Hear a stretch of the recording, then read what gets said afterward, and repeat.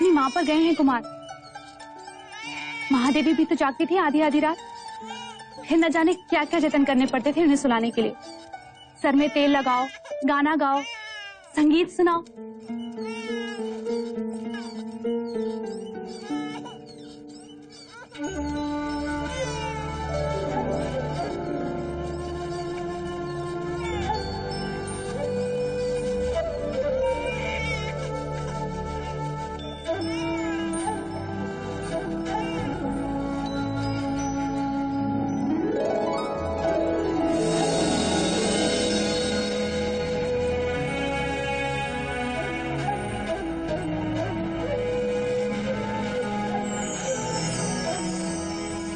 देख तो प्रजापति, तेरी बांसुरी सुनकर कैसे शांत हो गया।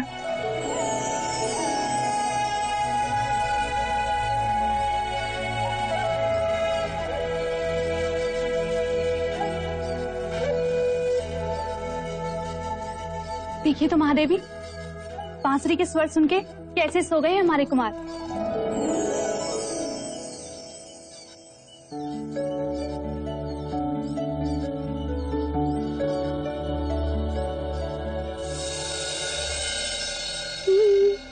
ये क्या कर रही हो मंगला?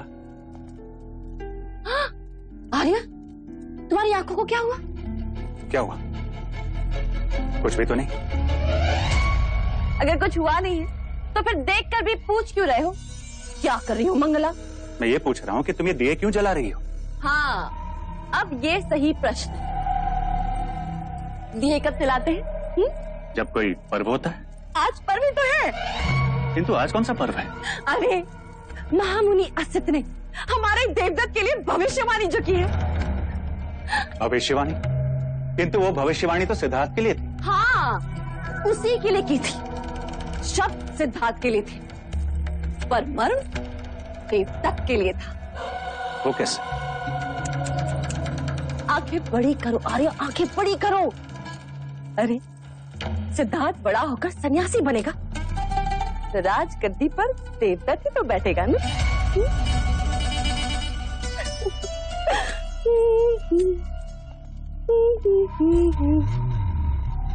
कितनी दूर तक सोच लेती हूँ। मैं कितना भाग्यशाली हूँ कि मुझे तुम जैसी अर्धांगिनी मिली। और मैं कितनी अभागी।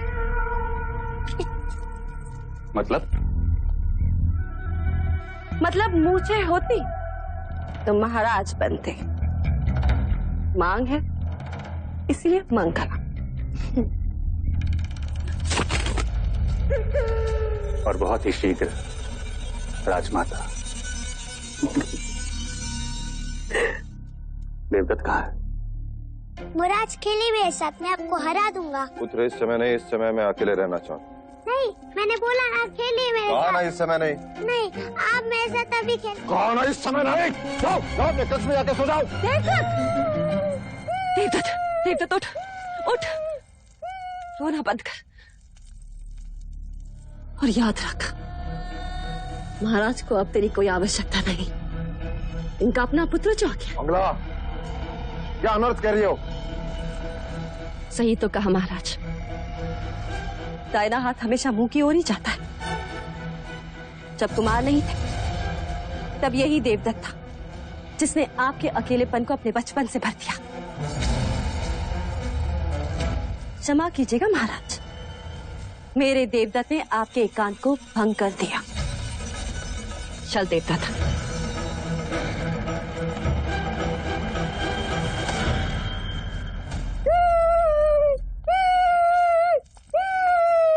शांत, शांत हो जा। मैंने कहा ना, एकदम चुप, चुप हो जा। धीरे धीरे मंगला दीदी, सिद्धार्थ अभी अभी सोया है। तुम्हें क्या हुआ? तुम क्यों रो रहे? आज महाराज पहली बार देवदत्त पर क्रोधित हुए हैं। महाराज? क्यों? आपके कारण। हमारे कारण? आप महादेवी माया को वचन देकर भूल गई महादेवी प्रजापति। आपने कहा था कि आप दोनों का ध्यान रखेंगे, परंतु युवराज सिद्धार्थ के लालन पालन में इस तरह डूब गई हैं आप। कि व्यथा में डूबे महाराज पर ध्यान ही नहीं रहा आपका। मां तो बन गई, परंतु पत्नी का धर्म भूल गई। इस समय जब महाराज को आपके शयन कक्ष में होना चाहिए, वो व्यथित राज्यसभा में बैठे हैं। आप महादेवी हैं, किंतु आयु में मैं आपसे बड़ी हूं। आपका ध्यान रखना मेरा कर्तव्य है, इसलिए बिना मांगे आपको सलाह दे रही हूं। ऐसे कोमल अवसर में अपने पुरुष को अकेला नहीं छोड़ना चाहिए। आप समझ रही हैं ना? चल देवदत्त।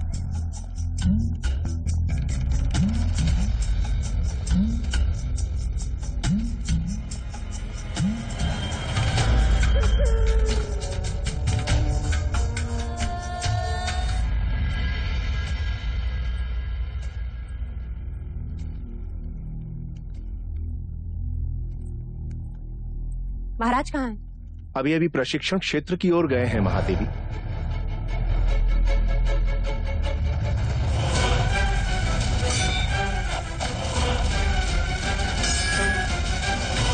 तेरा पुत्र सन्यासी बने,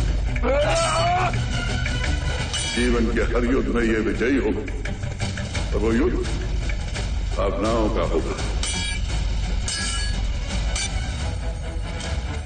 भले इसने तेरे क्षत्रिय कुल में जन्म लिया हो, और रूप सन्यासी का लेकर आया है।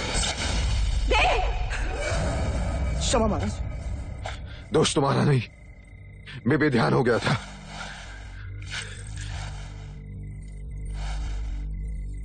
ये क्या देव? ये कोई समय है प्रशिक्षण का? नींद नहीं आ रही थी, व्यथित था, अपने क्रोध पर काबू नहीं कर पा रहे थे, इसलिए। ऐसी कौन सी व्यथा है देव जिसने आपको इतना चिंतित कर दिया? मैं शाक्य कुल का पतन होते नहीं देख सकता देवी। मैं क्षत्रियों का अपना धर्म छोड़ते नहीं देख सकता। जिन हाथों में मैं तलवार देखना चाहता हूं, उन हाथों में मैं कमंडलू कैसे देखूं? जिस शरीर पर मैं रक्त रंजित घाव देखना चाहता हूं, वहां चंदन तिलक कैसे देखूं देवी, कैसे देखूं? आप किसकी बात कर रहे हैं देव? कुमार सिद्धार्थ की, असद मुनि की वाणी अब भी गूंज रही है मेरे कान में। आप अकारण ही व्यथित हो रहे हैं देव। कल किसने देखा है? इतने जप तप यज्ञ के पश्चात एक पुत्र हुआ, और वो भी सन्यासी। ऐसा कुछ नहीं होगा देव। असद मुनि की वाणी कभी असत्य नहीं हुई देवी। किंतु भविष्य के गर्भ में क्या है, यह कोई नहीं जानता। मैं तुमसे पूछता हूं देवी, तुम्हें क्या लगता है? जिस भगवे वस्त्र से सन्यासी का चोला बनता है, उसी भगवे वस्त्र से हमारे राज्य का परचम बना है। वस्त्र हमारे पास है, और हमें उसका क्या करना है, यह तो हमारे ही हाथों में है ना देव। आप कुलगुरु वाचस्पति से विचार विमर्श करें, वह अवश्य ही कोई मार्ग सुझाएंगे। हाँ देवी।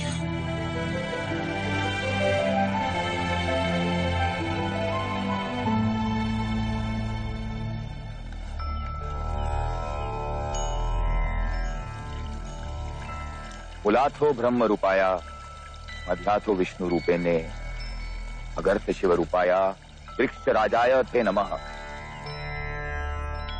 महादेवी प्रजापति, आपका यह विचार अति सराहनीय है। यदि हर परिवार अपने मृत आत्मा की स्मृति में एक वृक्ष लगाए और उनका जतन करे, तो पृथ्वी सदैव हरित रहेगी और उनकी स्मृति भी जीवित रहेगी। आज हमने ये वृक्ष लगाकर महादेवी महामाया की स्मृति को सदैव के लिए धरती से जोड़ दिया है। महादेवी महामाया की, महादेवी महामाया की, महादेवी महामाया की।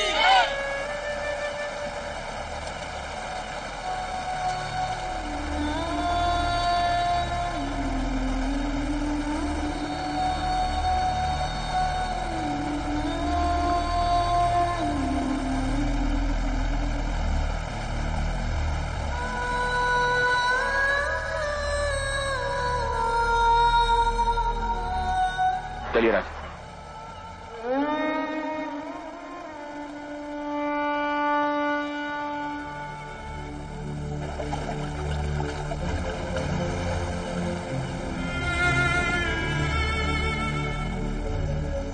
गुरुवर्य, मुझे आपके मार्गदर्शन की आवश्यकता है। अवश्य राज। आप तो जानते हैं कि असित मुनि ने भविष्यवाणी किया है कि सिद्धार्थ बड़ा होकर सन्यासी बनेगा, परंतु मैं चाहता हूं कि सिद्धार्थ बड़ा होकर चक्रवर्ती सम्राट बने। मुझे यही चिंता सता रही है कि सिद्धार्थ का भविष्य क्या होगा। इस बहते पानी को देख रहे राजन? यदि आप इसके प्रवाह को मोड़ना चाहेंगे तो क्या करेंगे राजन? गुरुवर्य, एक गहरी नहर बनानी होगी ताकि पानी उस नहर से बहे। अरे तो इसका प्रवाह तो सीधा है। यदि ना मुड़ा तो पानी को रोकना होगा गुरुवर्य, उसके आगे बांध बांधना होगा ताकि पानी का प्रवाह मुड़ जाए। सिद्धार्थ का जीवन भी इस बहते पानी की प्रवाह की तरह है राजन। यदि आप उसे योद्धा बनाना चाहते हैं तो क्षत्रियता की गहरी नहर खोदनी ही पड़ेगी। बैरागी बनने से रोकना चाहते हैं तो माया और करुणा के आगे बांध बांधना ही होगा। असित मुनि की दृष्टि एक सन्यासी की है, इसलिए उन्हें सिद्धार्थ की महानता केवल एक सन्यासी बनने में दिखती है, परंतु आप क्षत्रिय हैं, इसलिए आपको सिद्धार्थ की महानता एक चक्रवर्ती सम्राट बनने में दिखती है। क्षत्रिय धर्म से सींचोगे तो क्षत्रिय ही बनेगा। शारीरिक बल, शस्त्र संचालन, घुड़सवारी, हाथी प्रशिक्षण की ऐसी शिक्षा दीजिए कि वो योद्धा ही बने राजन। करुणा और माया से उसे सदैव दूर रखना राजन, वो मनुष्य को बैराग की ओर ले जाते हैं।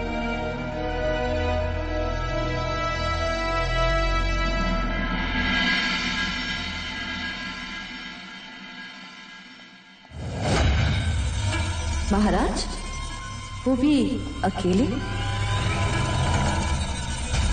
सही अवसर। मंगला, तू? इतने दिनों पश्चात आपसे अपना नाम सुनकर मन आनंदित हो गया महाराज। अच्छा हुआ, मैं भी तुमसे कुछ बात करना चाह रहा था। क्या हुआ? परख रही थी कहीं मैं सपने तो नहीं देख रही जो महाराज आज मुझसे बात करना चाहते। आज का दिवस तो मेरे लिए एक उत्सव ही है। कहिए ना महाराज। अब हम सबको मिलकर युवराज का ध्यान रखना है। आप कहें तो मैं आपका भी ध्यान रख सकती हूँ महाराज। कुछ मर्यादाओं का उल्लंघन अच्छा नहीं होता, और कुछ इच्छाओं का दमन संभव नहीं होता महाराज। तुम फिर से वही बात कर रही हो? क्योंकि मैं वो बात आज तक नहीं भुला सकी। देवी प्रजापति में ऐसा क्या था जो दूसरे विवाह के लिए आपने उसे चुना, और मुझे आपके दूसरे भाई से ब्याह करना पड़ा, जबकि मेरी असली चाह तो आप ही थे महाराज। ये सारी बातें अतीत की है मंगला। फिर ये बात आज भी मेरे आगे प्रश्न बनकर खड़ी है महाराज। आज उस प्रश्न का उत्तर भी सुन लो। दूसरे ब्याह की बात महादेवी महामाया की इच्छा थी और प्रजापति उसकी बहन। उसमें मेरे रुचि या अरुचि का कोई प्रश्न नहीं, और ये बात अब व्यर्थ है, समय का नाश है। सच्चाई के साथ चलेंगे तो सब आनंदित रहेंगे, अन्यथा इतिहास दर्शाता है कि परिवार का कलह महाभारत तक पहुंचा है।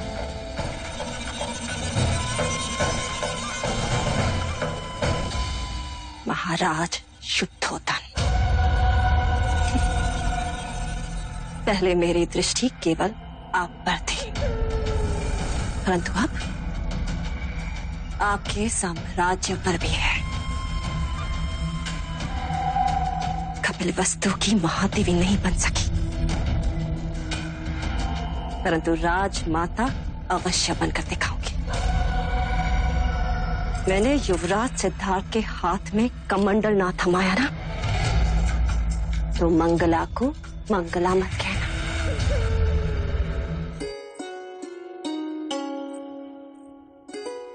अब देखें कैसा लग रहा है। महादेवी प्रजापति, क्या हम भीतर आ सकते हैं? आपको भीतर आने के लिए आज्ञा की आवश्यकता कब से पड़ गई? आइए छोटे राजा।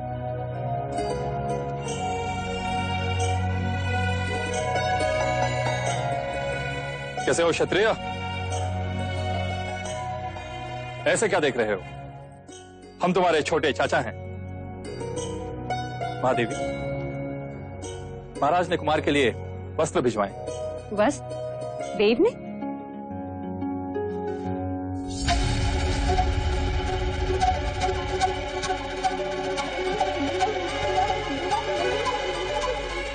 लोहे की चादर? प्रतिरात्र कुमार को यही वस्त्र उड़ाकर सुलाया जाए, यही भाई महाराज का आदेश है। महाराज चाहते हैं कि कुमार अभी से लोहे से खेलें, उसे छुएं, उसे अपना लें, जिससे बड़े होकर उन्हें लोहा भारी न लगे। आपके भाई महाराज इस वक्त हैं कहाँ? पता नहीं महादेवी, किसी गुप्त मंत्रणा के लिए गए।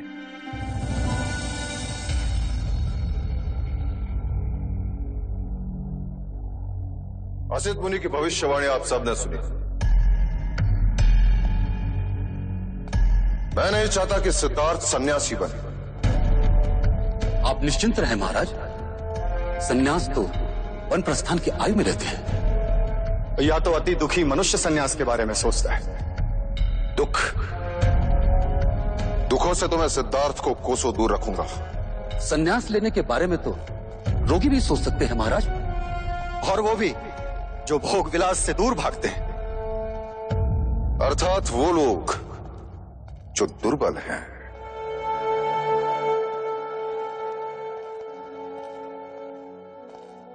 इसका तात्पर्य यह है कि हमें दुख, दुखी और दुर्बलता से,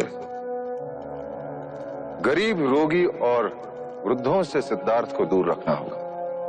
परंतु ये तो असंभव है महाराज। राज्य में गरीब, वृद्ध, रोगी, प्रजाजन तो रहेंगे ही। उन सबसे सिद्धार्थ को कैसे दूर रख सकते हैं?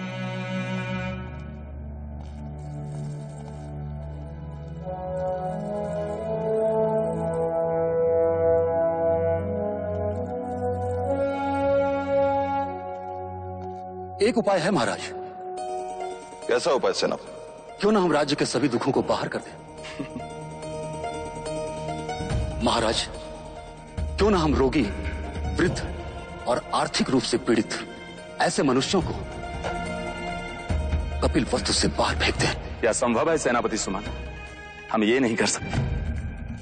हमारा कर्तव्य प्रजा की सेवा है, उन पर अन्याय करना नहीं। हम उन पर अन्याय नहीं करेंगे, बदले में हम उन्हें उत्तम जीवन देंगे। अर्थात हम उन्हें ऐसी जगह भेजेंगे जहां रोगियों का इलाज होगा, गरीबों को रोटी मिलेगी, वृद्धों को मान सम्मान मिलेगा।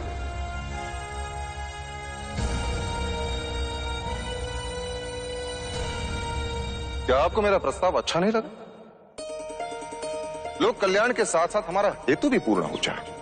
क्षमा महाराज, किंतु इतने लोगों को हम बसाएंगे कहाँ? ये लोग हमारे कहने से जाने भी तो चाहिए। मैं स्वयं उन्हें समझाऊंगा। और नहीं माने तो? नहीं माने तो हम उन्हें बलपूर्वक मनाएंगे। शस्त्र के आगे शास्त्र भी झुकते हैं। पहाड़ की दूसरी ओर एक आरोग्य धाम, एक नई नगरी का निर्माण करेंगे। लोगों को किसी प्रकार की कोई कमी नहीं होगी। क्षमा करें महाराज, इतना बड़ा निर्णय हम अकेले कैसे ले सकते हैं? हमें शाह की सभा बुलानी होगी। साम दाम दंड भेद, किसी भी प्रकार यह प्रस्ताव पारित होना ही चाहिए। मैं सिद्धार्थ को सन्यासी बनते नहीं देख सकता।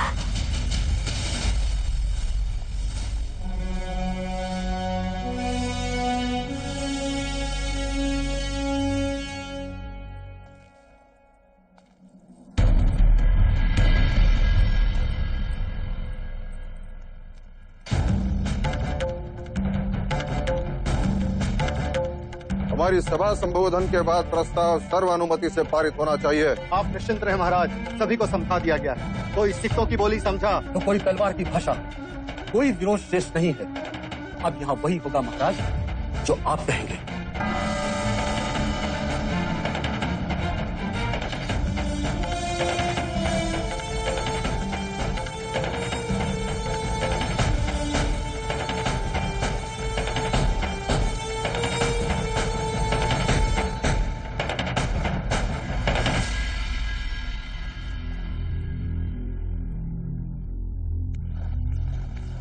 आज की तत्काल सभा का तात्पर्य यह है कि मैं कौशल राज और मगध पर आक्रमण करना चाहता हूं।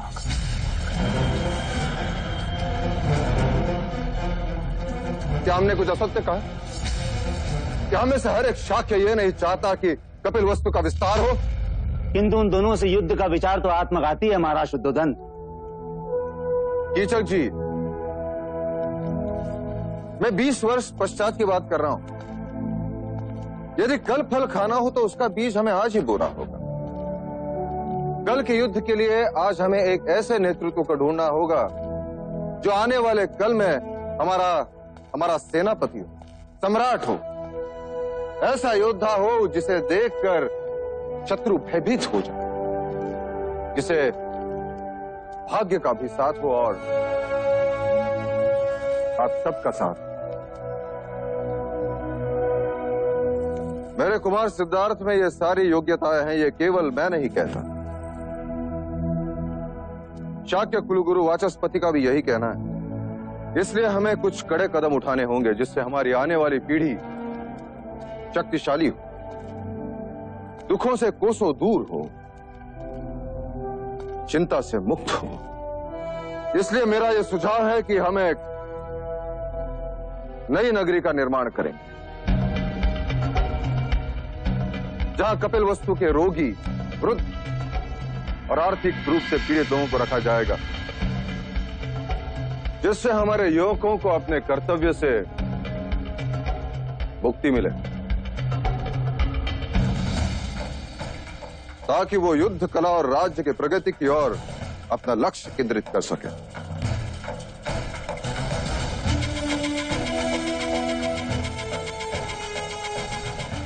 यदि मेरे प्रस्ताव पर किसी का विरोध हो तो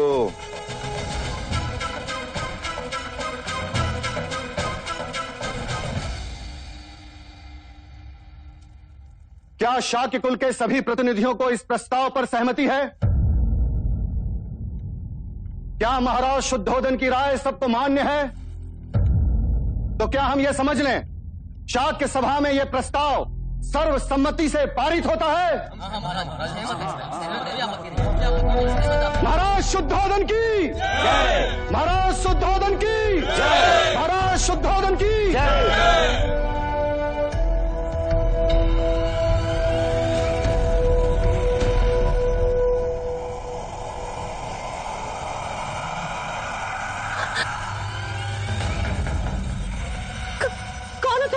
हाँ, हमारी दादी तंत्र मंत्र जानती हैं। आपने कहा था ना। लीजिए, इस बादाम को आप अपने पास रखिएगा। देखिएगा आज आपको कोई न कोई शुभ संदेश मिलेगा। हाँ ठीक है ठीक है, जाओ यहाँ से। शुभ संदेश मिलते ही इसे पानी में बहा दीजिएगा। हाँ ठीक है, जाओ। आओ दादी।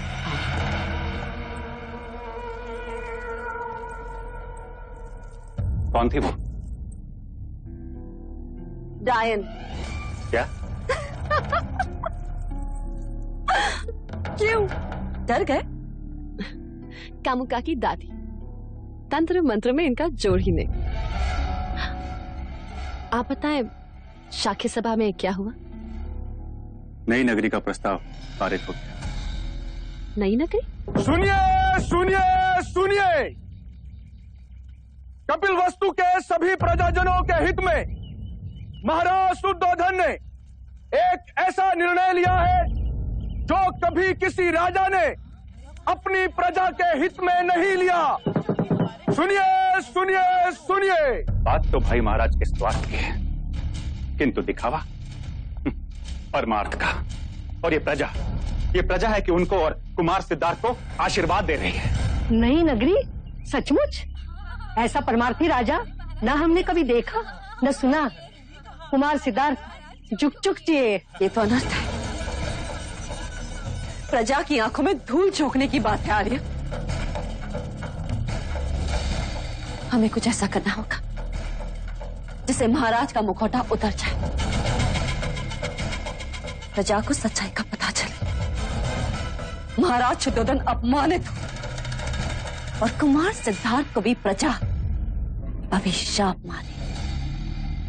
किंतु ये कार्य करेगा कौन?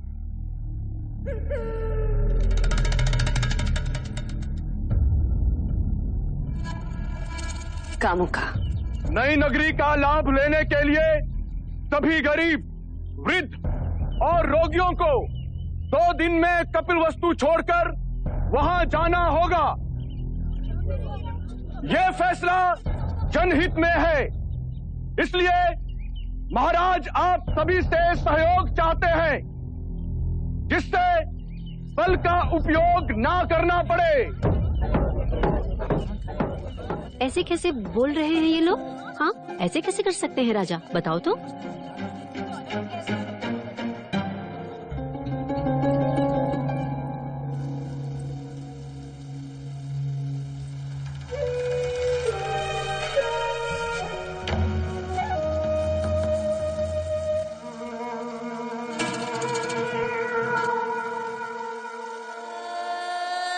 अरे इस भलाई के पीछे कितना स्वार्थ छिपा है, ये तो अंदर की बात है। एक बार यहाँ से निकले ना तो मानो पहुँच गए शमशान घाट। अरे उसके बाद तो वापस आने का नाम भी नहीं ले पाओगे तुम लोग। बताओ ये सब किसके कारण? कुमार सिद्धार्थ के कारण। कहते हैं उन्हें दुख नहीं दिखना चाहिए, वरना कुमार सन्यासी हो जाएंगे। इससे तो अच्छा होता कि कुमार पैदा ही ना होते। महल में दिए जले, इसलिए हमारे घर में अंधेरा। अरे कहते हैं बड़ा भाग्यशाली है, जन्म लेते ही माँ को खा गया और अब बड़ा हुआ तो ये कपल वस्तु खाली करवा रहा है। ये कैसा भाग्यशाली है? हाँ, महाराज को रोकिए महादेवी प्रजापति। पुत्र प्रेम में पिता अंधा हो सकता है, ये तो सुना था, पर इतना क्रूर, इतना कठोर भी हो सकता है, ये पहली बार देखा। क्या हुआ मंगला दीदी? महाराज कपिल वस्तु से सारे दुखी, निर्धन, वृद्ध, रोगियों को राज निकाला दे रहे हैं। क्यों? युवराज सिद्धार्थ के लिए, जिससे वो दुख ना देखे, उनमें करुणा ना उपजे और वो कभी सन्यासी ना बने। महादेवी माया होती ना तो ऐसा कभी नहीं होने देती। महाराज को रोकिए, कहीं प्रजाजनों में असंतोष फैल गया ना तो अनर्थ हो जाएगा।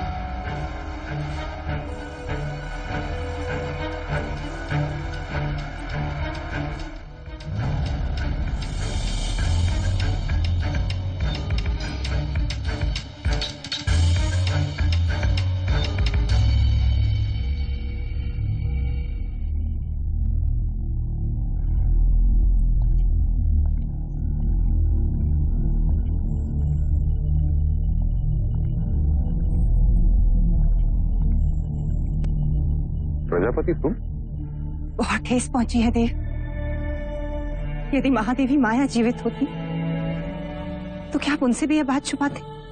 कौन सी बात?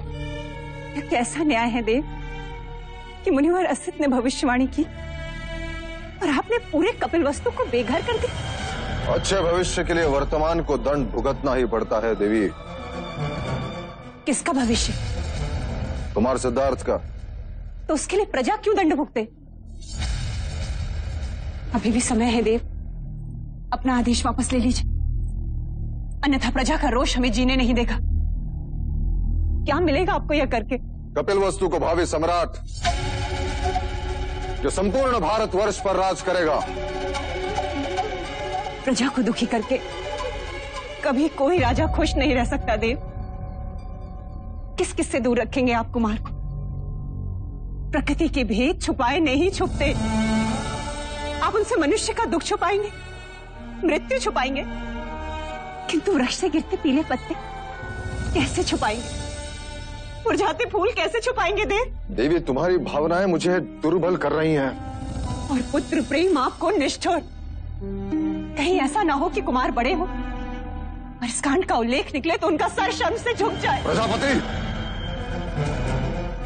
ये मत भूलो कि मैं उसका जन्मदाता हूं। मेरा अधिकार तुमसे बढ़कर है। मैं उसके लिए जो कुछ भी कर रहा हूं उसके हित में कर रहा हूं। ना वो दुख देखेगा ना मृत्यु, जिससे वैराग्य उत्पन्न होता है।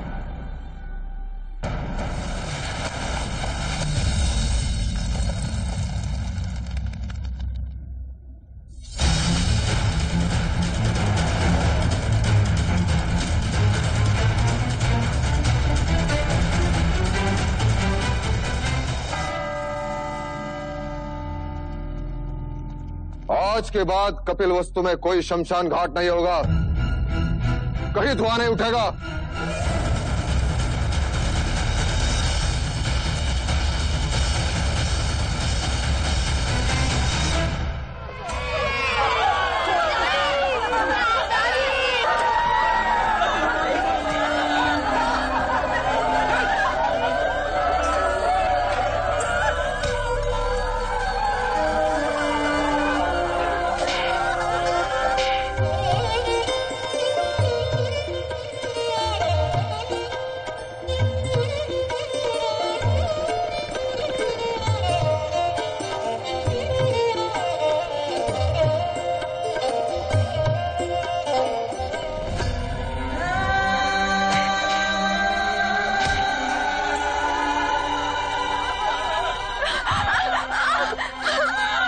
अरे ले जाओ इसे भी, नहीं रह पाएगा अपनी दादी के बिना ये।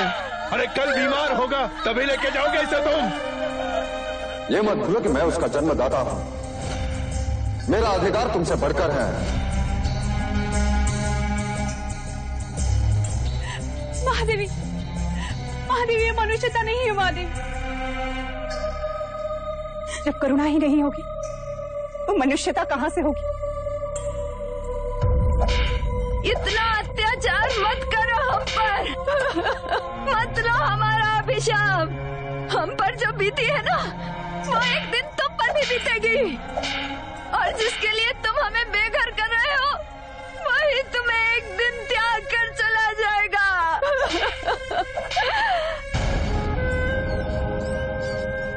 मैं तुझसे पूछ रही हूँ, और कितनी देर लगाएगा तू? और तू कब से निष्ठुरों का साथी बन गया? बोल, चुप क्यों है तू? क्या हमारा दुख तुझ तक नहीं पहुंचता? इस आतंक को देखकर तेरी आंख से आंसू क्यों नहीं बहते?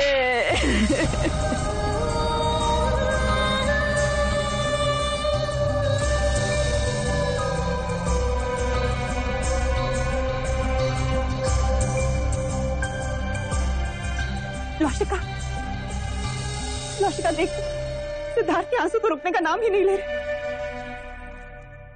भाई महाराज, अब इस नगरी में कोई वृद्ध नहीं, कोई रोगी नहीं, कोई दुखी नहीं है। देव,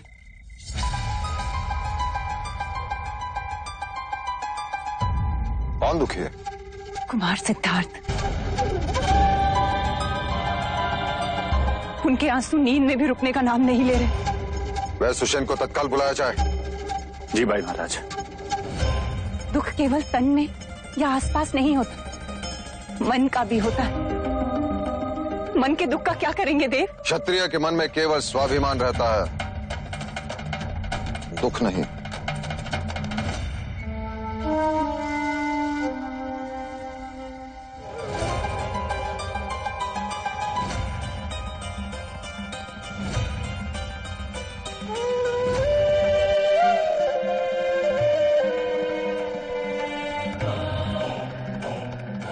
कुमार ने अवश्य कोई डरावना सपना देखा होगा, इसी कारण नींद में आंसू बहे होंगे,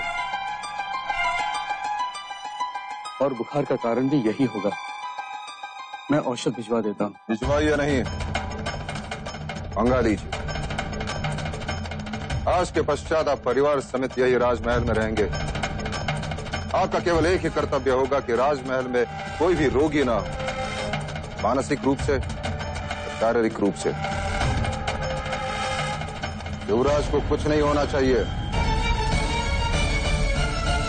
घर में बीत गए दिन कितने सन्नाटे में रातें, साम दाम दंड खेत के डंडे करते रहे बस बातें। आंखों में आंसू है भरे, होठों पे लिए मुस्कान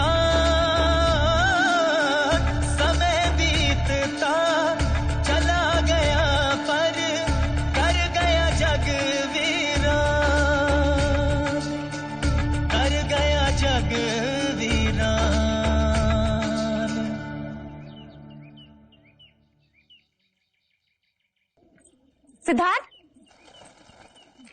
सिद्धार्थ, सिद्धार्थ, देवदत्त, सिद्धार्थ कहाँ है? वन मनुष्य तो वन नहीं रहता है।